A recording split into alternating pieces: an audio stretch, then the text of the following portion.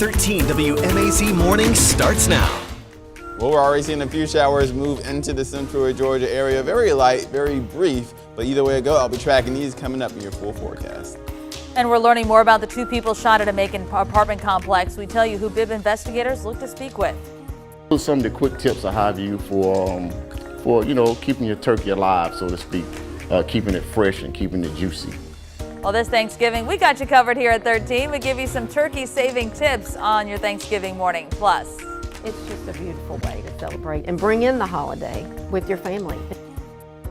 Now that Thanksgiving is here, Christmas is up next. Our morning reporter TJ Anthony shows you how you can get into the holiday spirit with the Macon Nutcracker.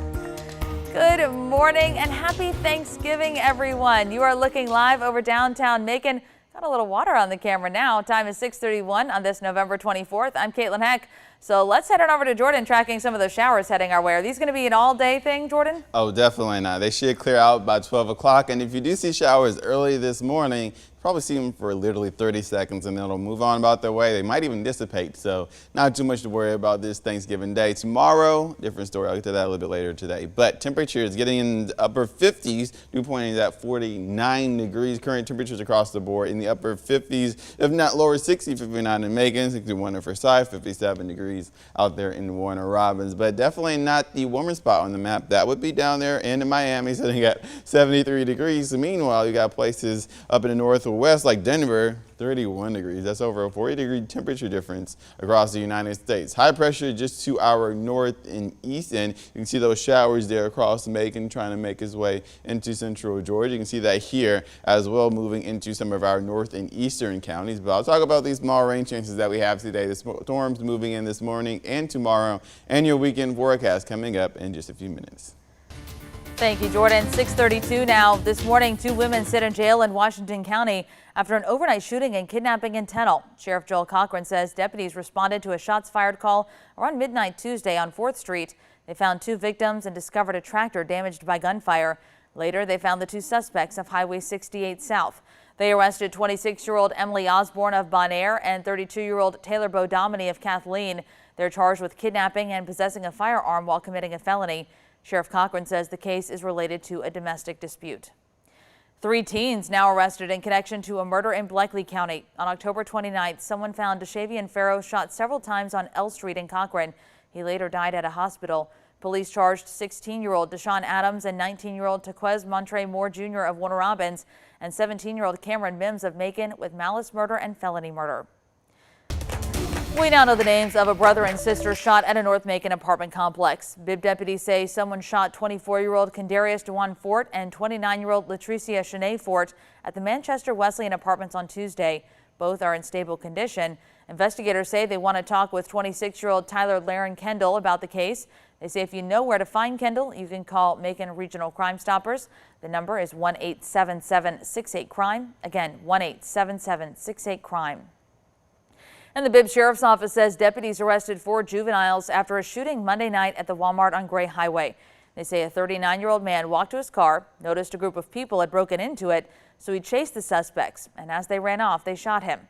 After a chase, Georgia State Patrol found the 4 suspects and arrested them.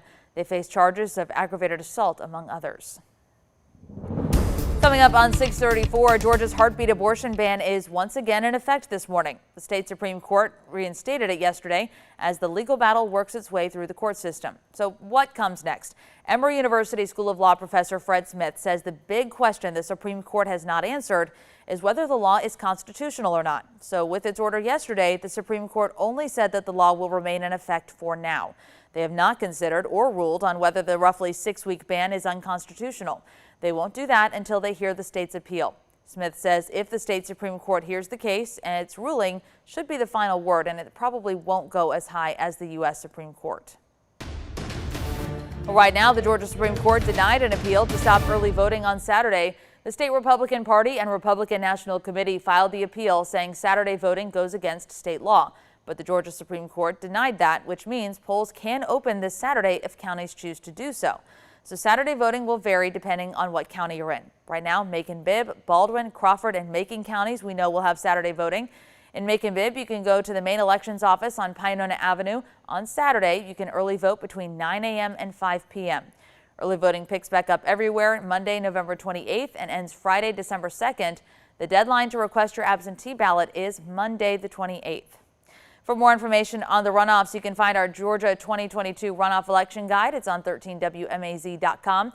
You can also text the word VOTE to 478-752-1309, and that way we'll send a link to that runoff guide right to your cell phone.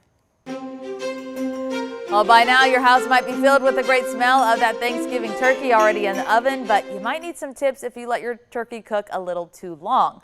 Wanya Reese talked with Chef Scotty to get some tips to save that Thanksgiving bird. So prepping is the key thing for any type of meal you do, especially for Thanksgiving. But when it comes to a turkey, size matters. Of course, the bigger your turkey, the more you're gonna have to do with it as far as throwing out stuff like that. So I say get you a medium-sized turkey. Don't get a big one because it may seem to go to waste. If it dries out, best thing to do, you can always put them in smaller portions, cut the breasts off the legs, okay? If not, you can take it and put it in a pan, cover aluminum foil, put a little chicken stock in there or vegetable stock, something to create a steam, all right, to bring that moisture back into the turkey. Throw a little butter in there and you're bringing it back to life, so to speak. So that's another tip for you. Always, you know, people like to fry turkeys. You know, the best way to eat the turkey is fried because it keeps the juices inside of it once you're injected with all the great seasoning herbs. So my number one way to eat a turkey is to have it fried. But those who want to like roast them and bake it your traditional way, just try to create a steam, keep a steam on it there to keep that moisture inside of it as well. So those kind of some quick tips to save your turkeys. Also, if you got leftovers, you can freeze them, put them in the refrigerator. Refrigerator about up to 3 to 4 days.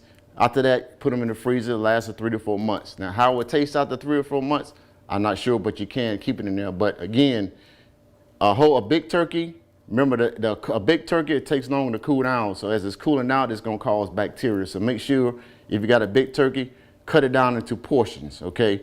That way it'll cool down quicker. You can throw it in the refrigerator, put it in the freezer, and you have for leftovers, make a good turkey sandwich and whatever you need for good Sunday football, whatever, you got it there in the freezer and refrigerator. So those are some of the quick tips I have you for you know, keeping your turkey alive, so to speak, keeping it fresh and keeping it juicy. Yeah. Oh, all good tips there, especially because that leftover Thanksgiving turkey is always the best. When it comes to using your turkey timer, it's important to notice that they only check the internal temperature in one spot. So you need to also check the thickest part of the breast, the innermost part of the wing, and the innermost part of the thigh to make sure that it is all done and ready to eat. 6:37, our morning reporter TJ Anthony looks inside this year's performance of the Nutcracker in Macon. Stick with us for Scene 13, where we show you all things arts and culture here in Central Georgia. The Midwest and Northeastern United States are no strangers to snowfall, and some of those flurries or snowstorms are influenced by the Great Lakes. I'm here to break down how lake effect snow forms. Well, thankfully, the snow word is not in our forecast for today, and hopefully not at all. No, hopefully not at all today, tomorrow, or for the remainder of the year. Yeah, just in general. And next year, and the year after that, because we don't like it here in Central Georgia. We don't like it anywhere down here in the South. The Northerners can keep all that up there. We'll stick with the rain, though. We're seeing some dots there on the camera there as we take a live look over downtown in Macon. It's not like a little shower, come in and come out. That's going to be the gist of the morning. Very light, very small and isolated showers, but nevertheless, temperatures are up there in the upper 50s. Current temperatures across the board also in the upper 50s, if not the lower 60s across Central Georgia. That's 57 in Warner Robins, 57 in Milledgeville, 59 degrees in Wrightsville, 57 in Swainsboro. Dew point temperatures measuring the amount of water vapor in the air are in the mid 40s, if not lower 50s. So we are seeing the winds coming in from out of the north and east. So we're seeing that moist, humid air from the Atlantic Ocean come into Central Georgia, which is why we're seeing those amplified rain changes. I wouldn't say amplified, but as you can see,